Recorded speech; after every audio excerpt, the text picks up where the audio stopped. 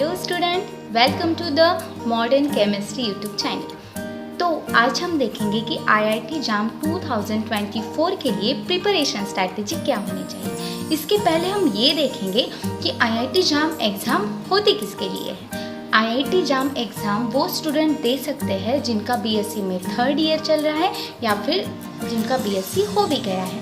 वो MSc entrance exam होती है IIT jam.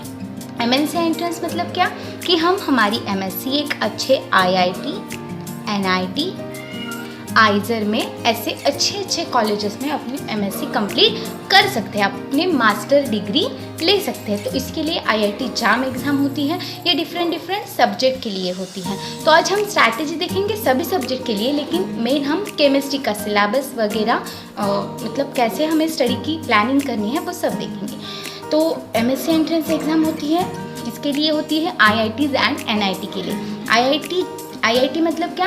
Indian Institute of Technology and Joint Admission Test for MSc entrance. Okay, अभी exam pattern क्या होता है एग्ज़ाम का?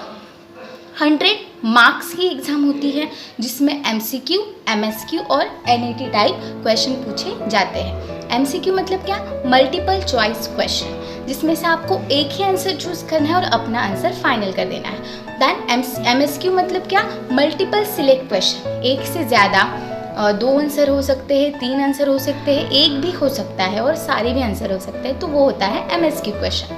ठीक है। और एनईटी मतलब numerical answer type question. MSQ 30 होते हैं, 20 जो होते हैं वो 2 मार्क्स के होते हैं और 10 होते हैं 1 मार्क्स के। एमएसक्यू 20 होते हैं वो एमएसक्यू 10 होते हैं वो सारे 2 मार्क्स के होते हैं। दैन एनईटी होते हैं 2 और 1 मार्क्स के होते हैं। तो ये हो गया एग्ज़ाम पैटर्न। एमसीक्यू, एमएसक्यू और एनईटी टाइप क्वेश्चन इसमें पूछे जाते हैं। 100 मार्क्स की क्या होती है ये एग्ज़ाम होती है। ये एग्ज़ाम फरवरी में होती है। ठीक है। तो अब हम देखेंगे कि इम्पोर्टेंट टॉपिक्स कौन से हैं और प्रिपरेशन स्ट्रैटेजी हमें क्या फॉलो करनी है। मैं पहले ही बता दूं कि आप अगर अभी 0 लेवल से भी स्टार्ट कर देंगे ना तो आपका जो पूरा प्रिपरेशन है वो हो जाएगा अच्छे से और आपको अच्छी आईआईटी मिल सकती है या फिर अच्छी एनआईटी तो मिल ही सकती है। तो इसलिए आप अभी से शुरू कीजिए, बहुत देर हुई नहीं है। अभी भी 7 मंथ बाकी है। अप्रॉक्सीमेटली 200 डेज हमारे पास है कि हम अच्छे से स्टडी की प्लानिंग करके स्टडी को स्टार्टअप कर सकते हैं। तो पहले हम देखते हैं केमिस्ट्री के लिए इम्पोर्टेंट टॉपिक्स कौन से हैं। पहले आपको टॉपिक्स अलग करने हैं, जो 5 स्टार वाले टॉपिक्स हैं, जो 3 स्टार वाले टॉपिक्स हैं। पहले मैं आपको बेसिक टॉपिक्स बताऊंगी जो आपकी फिजिकल, इनऑर्गेनिक एंड ऑर्गेनिक को बेस्ट कर देंगे। देखो, इनऑर्गेनिक के लिए तो बेसिक करने के लिए मोल कॉन्सेप्ट और सॉल्यूशन एंड कोलिगेटिव प्रॉपर्टी, ये 2 टॉपिक आपको पहले ही कर डालने हैं। बाद में आपको जो और थर्मो के लिए गैसियस स्टेट, तो ये 3 टॉपिक आप कर लोगे ना तो आपका फिजिकल अच्छा हो जाएगा। और न्यूमेरिकल तो आपको प्रैक्टिस से ही आंसर लाना है। ऐसे नहीं है कि न्यूमेरिकल नहीं आते हैं तो हम फिजिकल में कुछ भी नहीं है, 0 है, नहीं। वर्डिंग के क्वेश्चन भी आते हैं जिसका वर्डिंग में आंसर होता है फिजिकल में। इनऑर्गेनिक में बेसिक टॉपिक कौन से हैं?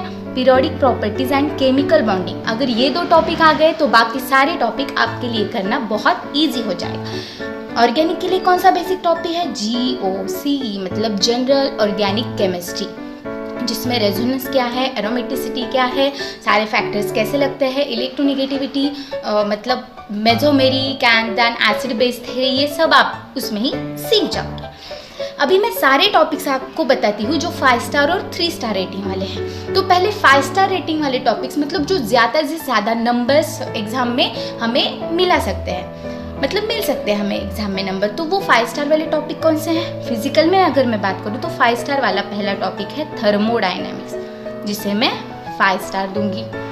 दूसरा टॉपिक है सॉलिड सेस, इससे भी अच्छे खासे क्वेश्चन पूछे जाते हैं, हार्ड लेवल पे भी और अच्छे लेवल पे क्वेश्चन पूछे जाते हैं और इजी भी क्वेश्चन पूछे जाते हैं। सॉलिड स्टेट भी बहुत इंपॉर्टेंट 5 स्टार रेटिंग वाला टॉपिक है। Then electrochemistry, then chemical kinetics, then physical spectroscopy. ये सब क्या है? मेन 5 स्टार रेटिंग वाले टॉपिक है जो आपको एग्जाम में बहुत ज़्यादा से ज़्यादा मार्क्स मिला सकते हैं। ये तो बेसिक टॉपिक है, ये तो आपको करने ही है। और ये 5 स्टार, और बाकी जो बचे हैं वो 3 स्टार वाले और थोड़े कम मतलब पूछे जाते हैं। एक दो क्वेश्चन हर साल हर एक टॉपिक पे पूछे ही जाते हैं। तो हम ऐसे नहीं कह सकते कि ये टॉपिक बहुत ज़्यादा इंपॉर्टेंट है और ये टॉपिक बहुत ज़्यादा इंपॉर्टेंट नहीं है। वैसे तो सारे टॉपिक इंपॉर्टेंट है, लेकिन आपको मेन पहले अपना सिलेबस ये जो 5 स्टार वाले टॉपिक है ये कंप्लीट करके स्टार्ट करना है।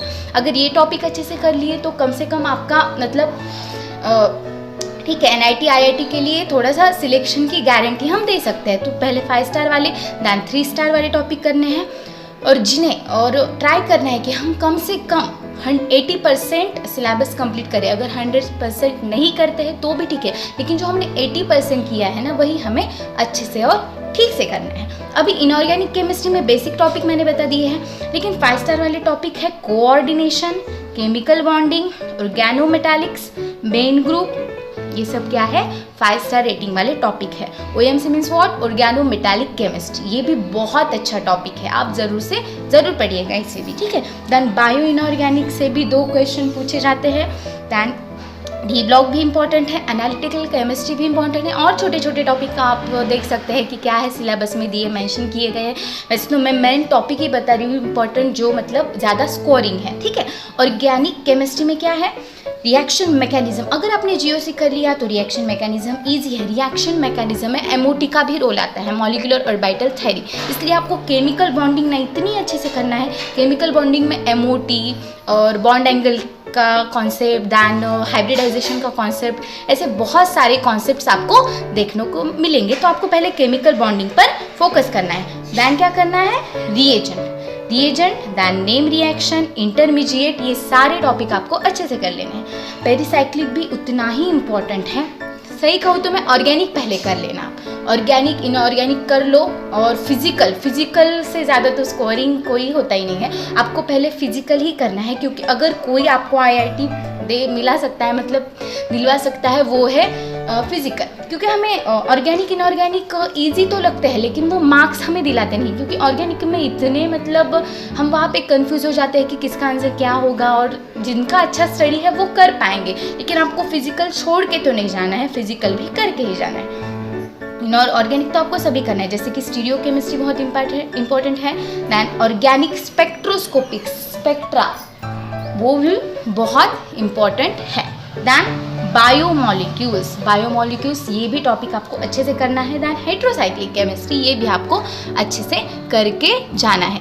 वैसे तो मैं कहूँ तो सारे ही टॉपिक बहुत इंपॉर्टेंट हैं। वैसे मैंने मेन टॉपिक्स बता दिए हैं, कुछ अगर टॉपिक्स रह गए होंगे तो आप सिलेबस देख लेना, लेकिन इतना सिलेबस तो आपको कवर करके ही जाना है। अभी मैं बताती हूँ ये सारे टॉपिक्स आपको कब तक करने हैं, ठीक है। फिजिकल के कुछ टॉपिक्स बच गए हैं, जैसे कि chemical equilibrium, ionic equilibrium, phase equilibrium and surface chemistry, ये भी टॉपिक आप कर सकते हैं। लेकिन पहले आपको 5 स्टार रेटिंग वाले टॉपिक करने हैं, ये मैंने बार कह दिया है। अभी ये टॉपिक्स आपने कहाँ से तो कोर्स ज्वाइन किया ही होगा किसी न किसी एकेडमी का, तो पहले आपको सारे लेक्चर्स देखने हैं। मैं एडवाइस दूंगी कि जब आप लेक्चर कर रहे होंगे तो वीडियो पॉज करके वो इम्पोर्टेंट पॉइंट नोट कर लें, क्योंकि आपकी जो हैंड रिटन नोट्स होती है ना वो बहुत पावरफुल होती है मैं कहूँगी तो, क्योंकि हैंड रिटन नोट्स से ही हमें समझ में आता है कि एग्जैक्टली तो वो पॉइंट कैसा था, कैसे हम उसे समझ के ले सकते हैं, ठीक है। तो आप जब स्टॉप करते ही लिखने को स्टार्ट कर दीजिए। तो आपके पास अभी अप्रोक्सीमेटली ना 6 मंथ्स है। देखिए जुलाई, अगस्त, सितंबर, अक्टूबर, नवंबर, दिसंबर तक आपका मतलब ज़्यादा से ज़्यादा नवंबर तक ही आपको सारा जो ये सिलेबस है ना लेक्चर्स करके कंप्लीट कर देना है विथ शॉर्ट नोट्स। आप क्या करो, अगर आपने सपोज एक टॉपिक लेती हूँ मैं स्टीरियो केमिस्ट्री आपने टॉपिक ले लिया है, आपके पूरे लेक्चर्स हो गए हैं और आपने नोट्स भी अच्छे से निकालनी है। अभी आपको क्या करना है, उसकी शॉर्ट नोट्स तैयार करनी है, उसमें क्या क्या इंपॉर्टेंट पॉइंट्स है वो निकालने हैं। जैसे कि RS हम कैसे देखेंगे, RS कैसे निकालेंगे, then D ribose, L ribose, ये सब हम कैसे करेंगे, उसे शॉर्ट ट्रिक में लिख लेना, शॉर्ट नोट्स बना लेना। शॉर्ट नोट्स बनाने के बाद आपको वो टॉपिक ख़त्म होते हैं उसके PYQ लगा लेने हैं और उस पे बेस सारे क्वेश्चन कर लेने हैं। अगर आप हर एक टॉपिक के 500 क्वेश्चन कर जाते हो ना, क्या मैंने कहा 500 क्वेश्चन भी कर जाओगे ना, तो IIT में सिलेक्शन आपका पक्का है। तो आपको देर नहीं करनी है। अगर आपका एक टॉपिक हो गया है, आप महीना लगा रहे हो, बाद में उसके क्वेश्चन कर लो, नहीं कुछ समझ में नहीं आएगा। अगर आपका टॉपिक खत्म हो गया है तभी के तभी आपको उसके PYQ भी लगा लेने हैं। ये मोस्ट इंपॉर्टेंट पॉइंट है, PYQ भी लगा लेने हैं और उस पे बेस सारे क्वेश्चन भी सॉल्व कर लेने हैं। देखना आपको उस टॉपिक में फिर कभी दिक्कत नहीं आएगी। शॉर्ट नोट्स बनानी है। फिजिकल का क्या करोगे, फॉर्मूला निकालोगे। ऑर्गेनिक में रिएक्शंस एंड इनऑर्गेनिक में जो जो इंपॉर्टेंट पॉइंट कि हाइब्रिडाइजेशन कैसे निकालेंगे, बॉन्ड एंगल का क्या रूल होता है, वो सब वगैरह, लोन पेयर पे क्या डिपेंड करता है, ये सब देख के आप शॉर्ट नोट्स निकाल लेना। तो सारे इंपॉर्टेंट टॉपिक्स हो गए हैं। प्रिपरेशन स्ट्रैटेजी भी मैंने थोड़ी थोड़ी बताना स्टार्ट कर दी। अब हम देखेंगे कि मेन अभी प्रिपरेशन स्ट्रैटेजी क्या है। अभी हम क्या करेंगे, एक एक पॉइंट को लेंगे और अच्छे से डिस्कस करेंगे। पहले मेक अ शॉर्ट नोट, इसे मैंने बहुत इंपॉर्टेंट बनाया है, 5 स्टार देती हूँ मैं इसे। आपको शॉर्ट नोट्स तो बनानी ही बनानी है। अभी आपके पास 7 मंथ है, मतलब अप्रोक्सीमेटली 200 डेज है। तो इसमें तो आपका सिलेबस भी अच्छे से हो जाएगा, रिवीजन अच्छे से हो जाएगी और स्टडी भी अच्छा खासा चल ही रहा होगा। आपको क्या करना है, स्टडी में रुकावट नहीं देनी।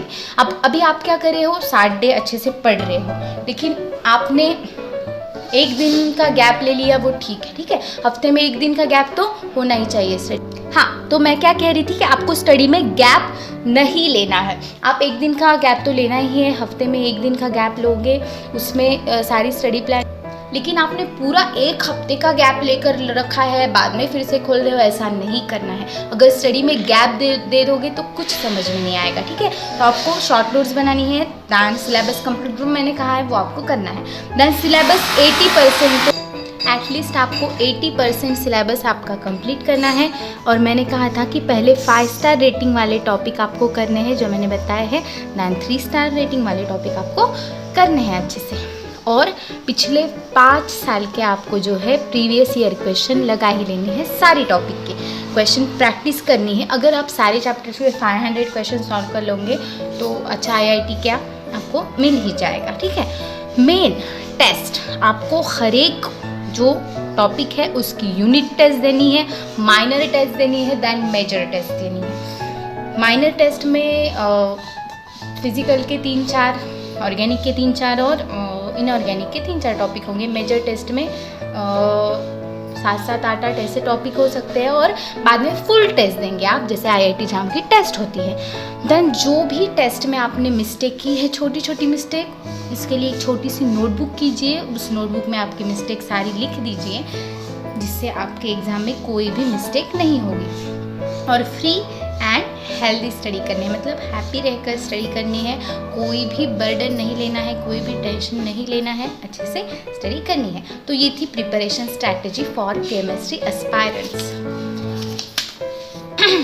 All the best for your study. आपको अच्छा सा मोटिवेशन भी मिला होगा कि कैसे अभी भी आप आपकी स्टडी को स्टार्ट कर सकते हैं और अच्छी रैंक ला सकते हैं। तो all the best to all IIT JAM Aspirant 2024 and thank you for watching this video। फिर मिलेंगे नेक्स्ट लेक्चर में। Thank you.